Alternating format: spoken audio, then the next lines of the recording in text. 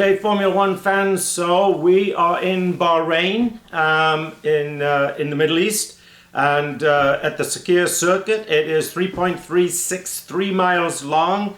Lap record is 1 minute and 31 seconds. Top speeds are 203 miles an hour. There are 15 turns and the elevation is 16.8 meters. So it's very close to sea level. If you've ever been to that part of the world, Bahrain is one of the nicer places to go to in terms of all aspects of life. It's got a lot of fun things to do, and not a lot of restrictions as far as that being a very Muslim part of the world. Nothing against Muslims, but some of the countries have way stricter rules than others, and Bahrain is one of those where the rules are not so strict.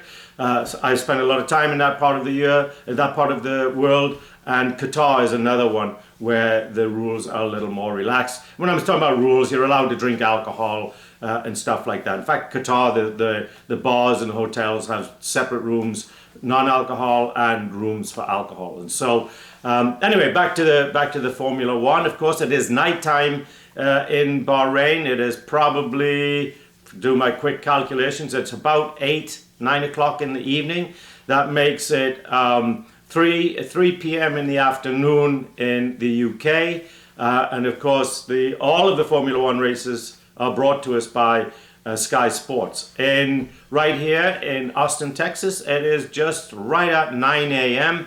And so we are just now waiting for the clock to start. In the qualifying sessions, just to bring you up to speed about what happens in this, there are 3 qualifying sessions. The first session, session 1, all 20 cars partake, and then the 15 fastest cars go into session 2. At the end, and by the way, session 1 is 20 minutes, and then the session 2 is, I believe, 14 minutes, and session 3 is 10 or 12 minutes. So they get shorter as it goes on. But at the session 2 is 15 cars, and then the session 3, which will decide the pole sitter for this year's Bahrain Grand Prix, is 10 cars. So it's going to be really exciting. It's great. It's an exciting time to be here and starting this season again. And it's about to kick off, and we'll bring that right to you.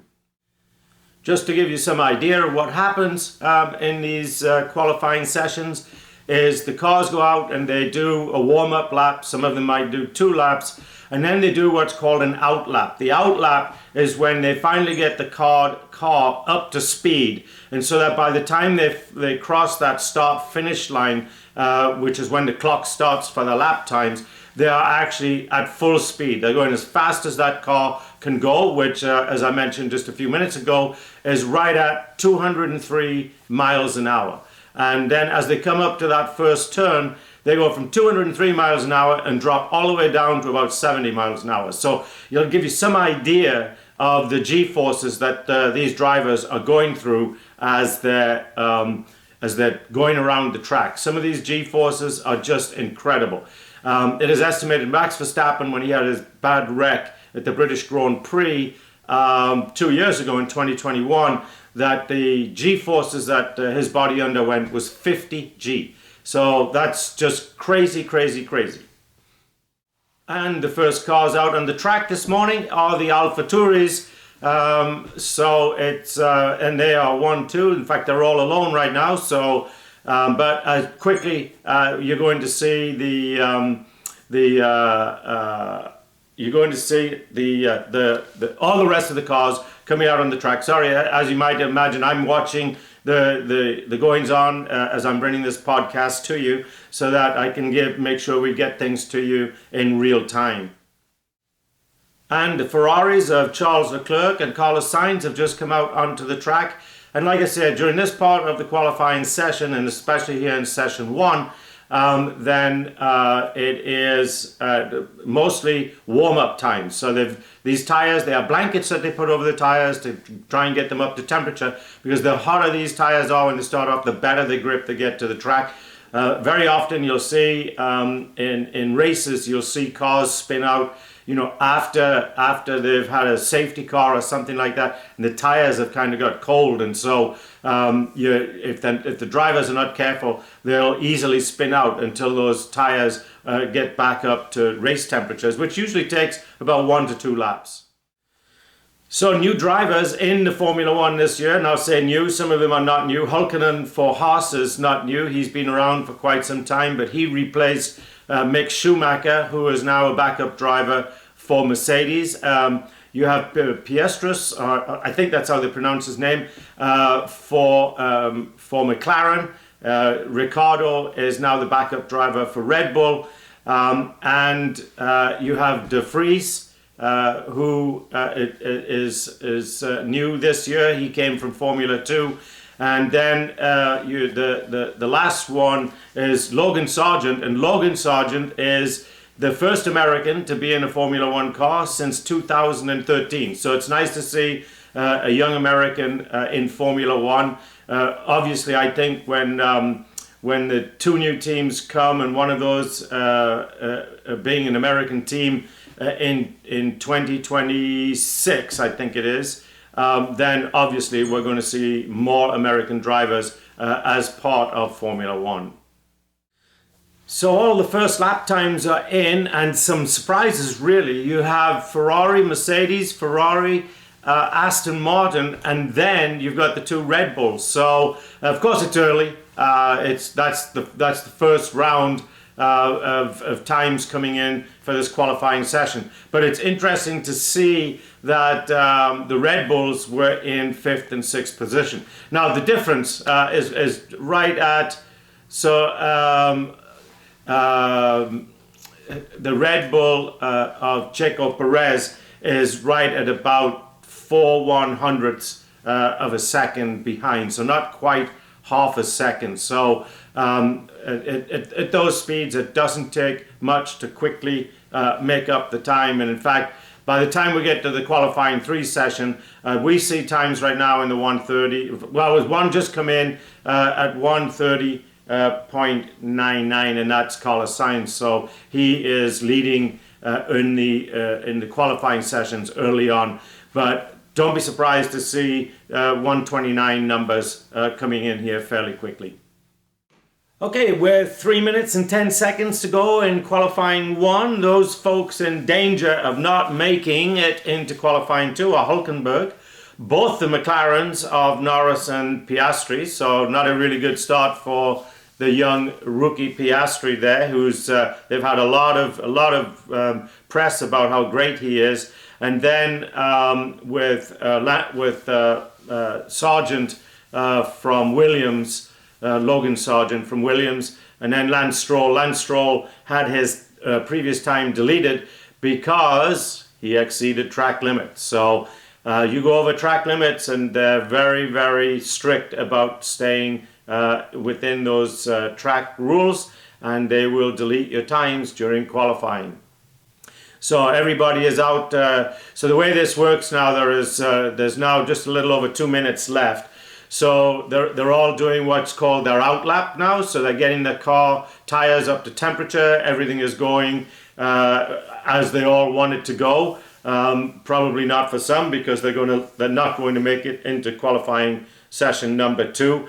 But as they come across that line, to start their fastest lap that they're going to get timed on, they have to cross the start-finish line before that flag comes down to signal the end of qualifying for qualifying session 1. So that flag will come down in 1 minute and 36 seconds from now. So it's going to be very interesting to see what the times here are going to be.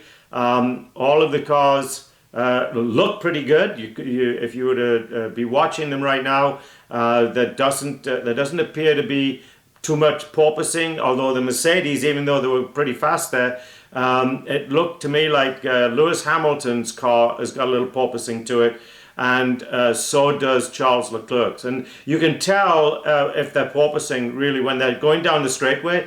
If you can see the head doing this, all the time, that means the car is porpoising, and that is really hard on their back, especially when you look at the G-forces that they have to go through to go, one, to get up to those speeds, then to go from those speeds back down to get, you know, down into the 70-mile-an-hour range for that corner at the end of the straightways. So they're all pretty much hanging around the same speed right now. So it's interesting. It looks to me like the cars this year are much closer together in terms of performance. We're not seeing, you know, last year it wouldn't be unusual to see, you know, cars in qualifying sessions being 3-4 seconds behind the lead cars.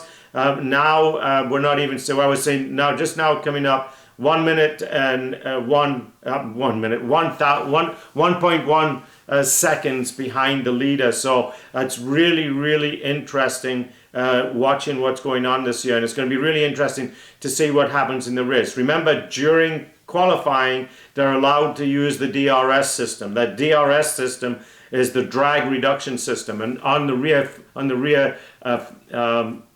spoiler of the car, they can open up that spoiler and it allows the air to go straight through. Now what this does, stops the down forces on the car, so that takes about, depending on the car, it takes about 1,000 pounds of downward pressure on the car, off the car, so that allows it to go much faster.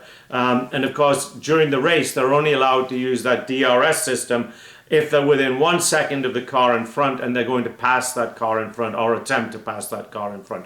So right now, those on the bubble are Magnussen, Piastri, who is that? Logan Sargent, Gasly. That's a surprise. Pierre Gasly just moved down. So the slowest car on the track right now is Logan Sargent, and he's at 1.6 seconds. So even so, that is really bunched up fast times for all these cars. And we see Alex Albon, if you remember from last year, I was surprised about how well he was doing. He drove for Red Bull for a while, and he's going to come in at 9th. So if he can maintain that position, he will make it through to Q3. And if he doesn't improve on that, he's still going to be on the he's going to be starting on the grid from the 9th position. So that's going to be 4 or 5 rows back, but still not so bad. It's going to be very good. So right now we have still in the same. We're still waiting for the final qualifying times to come in from Q1.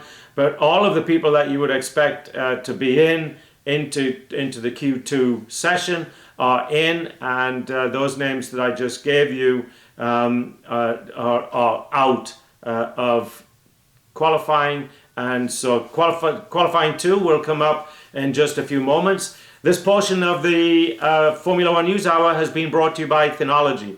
We've often talked about how much data all of these cars spit out, and how that data is used to improve performance and race strategy and things like that. And you need somewhere to store that data.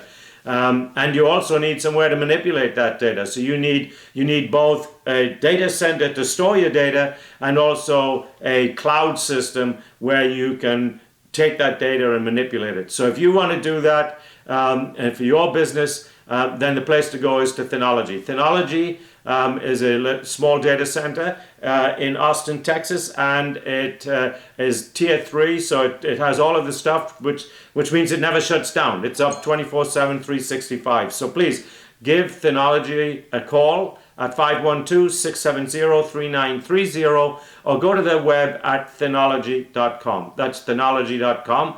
And we'll be back in just a few moments with the qualifying 2 session.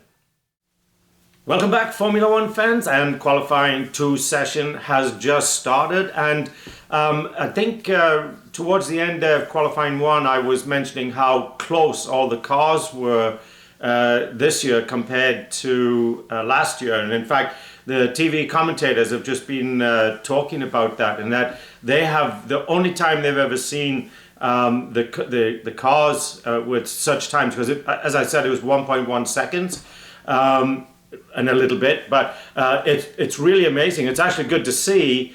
One of the reasons that F1 put in these spending limits, kind of like they have in the NFL, is to try and make all of the teams more competitive. So by making the budgets all the same, then really the bigger teams like Mercedes and Red Bull and Ferrari, couldn't throw any more $200-300 million at it like they were doing.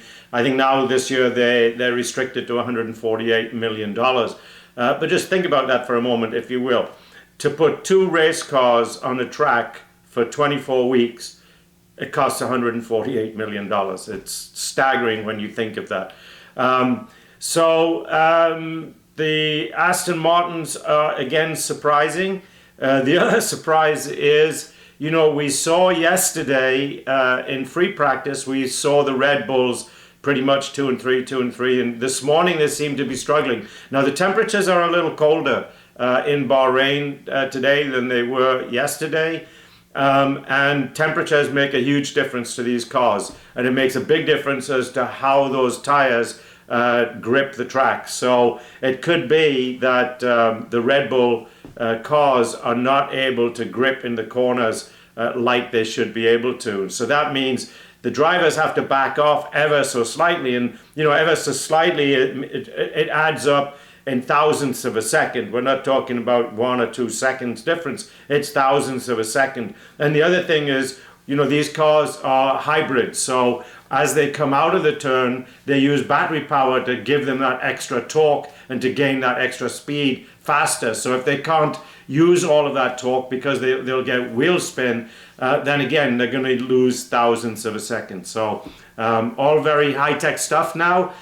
Which is good compared to when I used to go watch these races. But anyway, it's really interesting. And as these cars now get closer and closer together in terms of getting around the track at speed, the strategists are going to become a lot more important than they were even last year. Hannah Schmidt, the strategist for Red Bull, is probably recognized. In fact, she was recognized as Engineer of the Year last year. But these strategists now, this year, by the looks of it, are really going to earn their money. So we're starting to see a lot of these cars now putting in their lap times. So we'll see here in about a little over a minute from now. We're going to see, not a minute, sorry, half a minute. We're going to see where the qualifying 2 session speeds are and where the tops and the bottoms are going to be. So that's interesting. I think it's just because they're showing Lewis Hamilton in 14th position right now, but now they're showing George Russell and Hamilton. I see. Okay, so the times are in, and very, very interesting. Mercedes is 1 and 2 right now, Verstappen and Perez don't have a time yet because they have not come in. But Verstappen is ahead of everybody in the first and second sectors. And in fact, he's just turned in the fastest time, which, if you remember what I said during the qualifying 1 session, and that is that we'll start to see these cars make tweaks and the real times will start to show up. And Red Bull now have just come in halfway through the qualifying 2 session, first and second, Mercedes third and fourth, with Aston Martin in fifth, and then the 2 Ferraris in 6th and 7th. So we'll come back in a few minutes, and we'll talk about who's not going to make it through to the qualifying 3 session and get in competition for the pole. But what we'll talk about who is sponsoring this portion of the Formula One News Hour, and that would be CloudHub. Folks, it's a tough time in the social media world out there, trying to determine what is real news, what is really going on.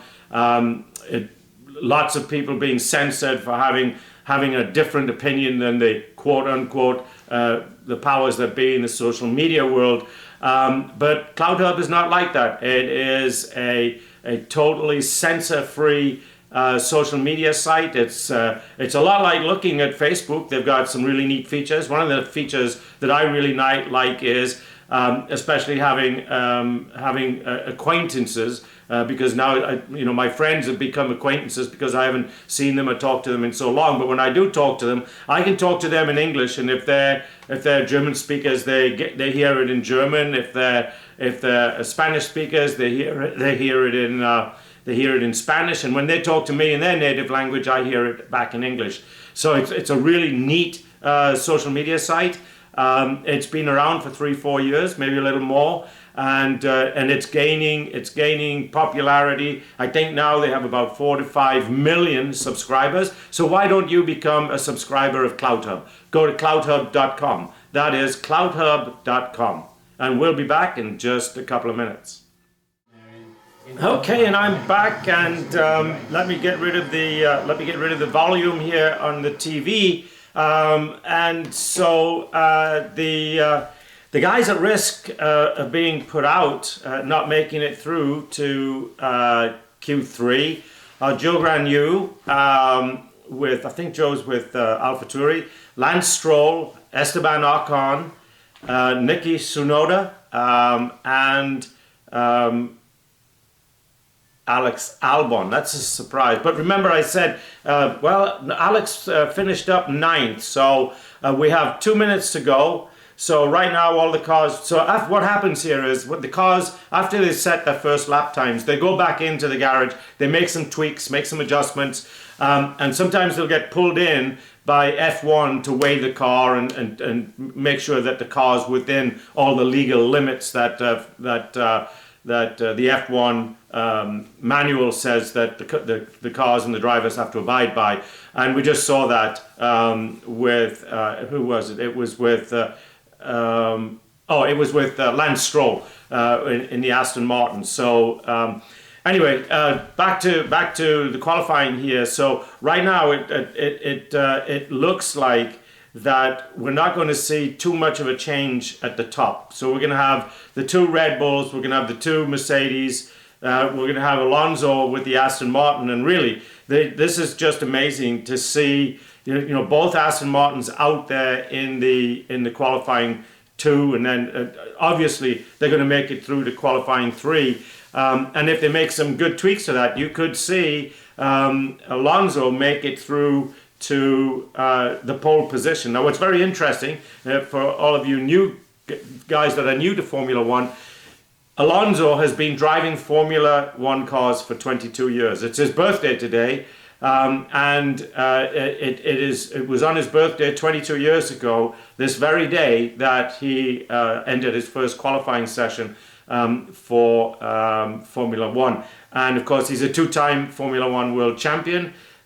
He's driven for a number of teams. Most recently last year he was driving for Alpine, and he had been driving for Alpine for about 9 years. For those of you who are new to Formula 1, Alpine is the old Renault team. It is still Renault, it's just got a different name this year and last year. So the year before that it was Renault, and Danny Ricciardo was making himself a multi-millionaire, 18 million a year, driving for Renault. And again, the times, it's just amazing how close these cars are together. And we are now out on the fastest laps. And so Joe Granu has just put himself up into 10th position. But he's got Leclerc below him. So I'm almost sure that he's not going to make it through to qualifying. Norris has just gone through. What is interesting, Fernando Alonso now has just taken, and Leclerc now has just taken over the fastest time.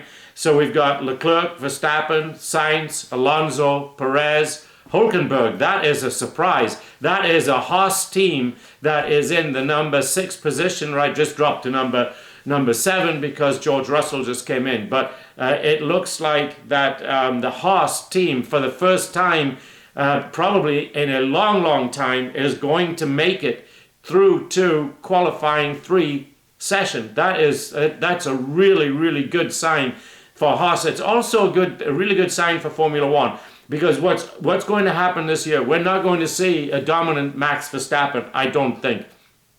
I think this whole season is going to get down to a number of people that are going to be winning these races. But remember what I said at the beginning of this podcast this morning, and that is under race simulation yesterday, the Red Bulls were quite dominant. They were 300ths of a second per lap up on the next car.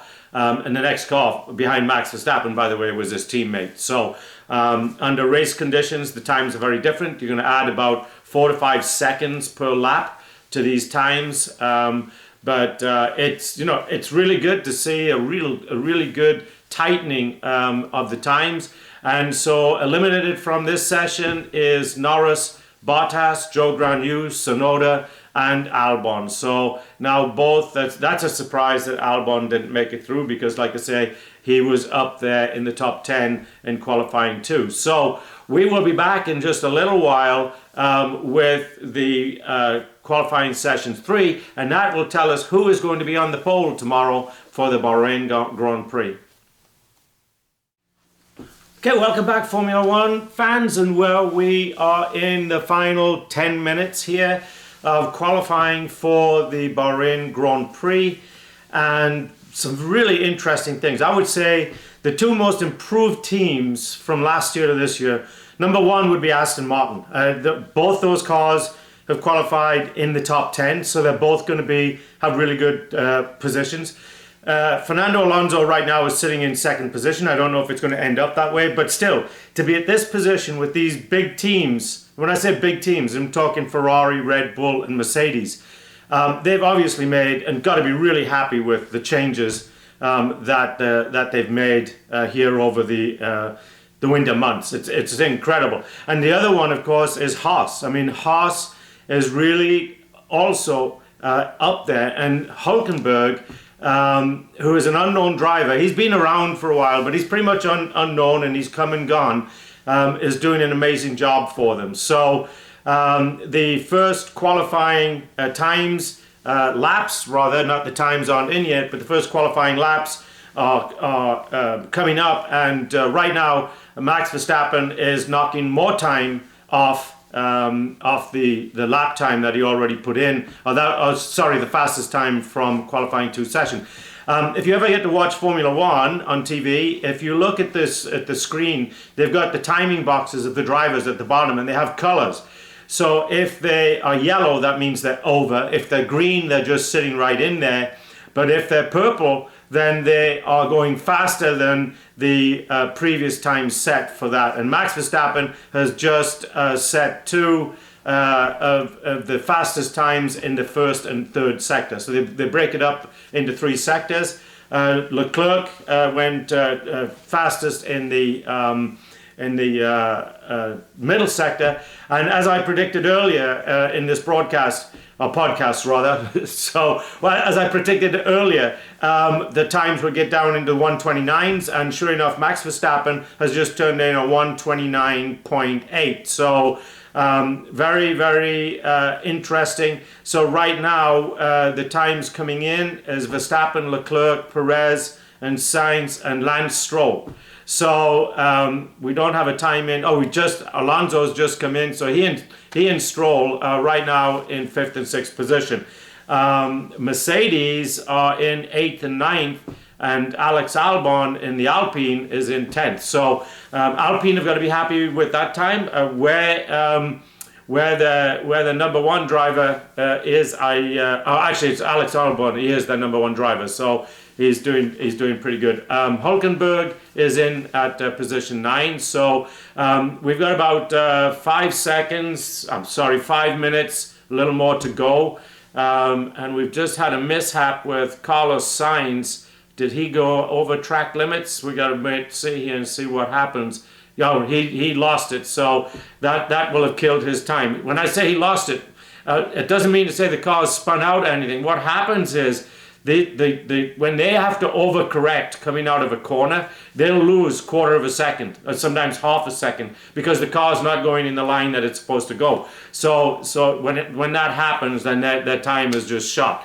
And in fact, so he lost 1/2 a second there, or he's 1/2 a second back now. So that was quite a thing for him. a bad mishap. So while we have a couple of minutes more to go, let's thank our other major sponsor for the Formula One News Hour, and that is El American. And you know, Formula One fans, I know there are a lot of Spanish-speaking Formula One fans out there, and for all you Spanish speakers, my Spanish is not good enough to speak Spanish here on this podcast. Maybe 30 years ago, when I spent a lot of time in Latin America, I was never perfect, but at least good enough to get by and speak Spanish and to get around and to have conversations with people. But that was 30 years ago. I haven't used it. So I can still understand a bit. Anyway, let's get back to El American, shall we? El American is a dual language news outlet, and it's a news outlet that doesn't really have any opinions, right? It reports the news. You know, you tune in to all of your major news channels today, even the conservative ones, and you're getting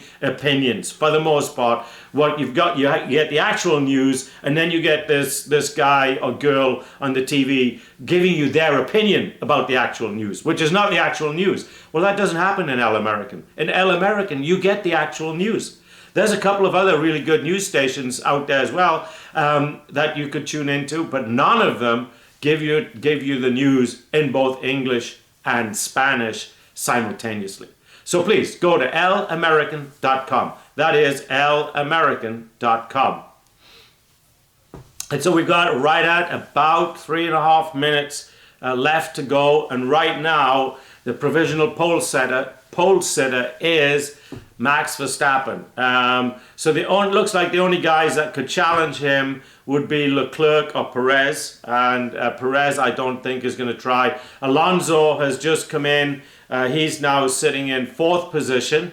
Lance Stroll is on the outlap, so we'll see how he's going to come in.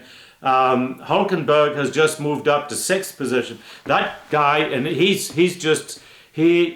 interesting. He's come in that's really interesting. He's come in 6th position at 1.1 seconds behind Max Verstappen. If you remember, during Q1 session, the time for all 20 drivers was only 1.1. And Mercedes, wow, I don't know what's happened there. Mercedes have come in now, they're in 7th position for Lewis Hamilton, and George Russell is in at 5th position. So it looks like this qualifying session might be over with, because Charles Leclerc is out of his car with 2 minutes left, and so that means he's not going to go out there and try and get a better time. So it looks like Max Verstappen is out, and he's doing what we call another outlap. So he can either keep the time he's got right now. He's in pole position, so he's going to either try and improve on that. If he doesn't improve, or doesn't think he's going to improve on that, he's going to scrap this next lap time, because they're going to want to keep that pole position. I don't think with the time that's left, I just don't think that much is going to change, because there's not a lot of time. You will see it occasionally. They'll make some adjustments, and we'll see it going on. But Max Verstappen now is he's at 129.89, and that's the pole position. He's on the soft tires, so the soft tires always give you better grip, and they will always give you faster lap times. Now, under Formula One rules, whatever tires he qualifies on, he has to start the race on. So they've chosen now to go out there with the soft tires on, maybe to try and improve on their time, or just to give themselves a better understanding of how the tires are going to perform on this particular tire. But we got Verstappen, Perez, and Carlos Sainz all on outlaps. And so Verstappen's just come across the start-finish line, and so we'll see if he's going to improve any on his already pole position time, because Leclerc is closest to him, and then his teammate Perez. And Leclerc is out of his car. Perez is back on the track again. Carlos Sainz is out there. Maybe he's half a second behind right now, so maybe he's going to try and bring up some time, but trying to make up half a second. Although if you remember, I said the reason he lost half a second was because he had that little mishap where he had to correct the steer on the car. And remember what I said, they don't actually lose it, but the back end comes loose, so they get a little understeer on the front end, and it causes them to back off the throttle a little bit and correct the car. So Max Verstappen is going to scrap this time because he's already behind on his other lap.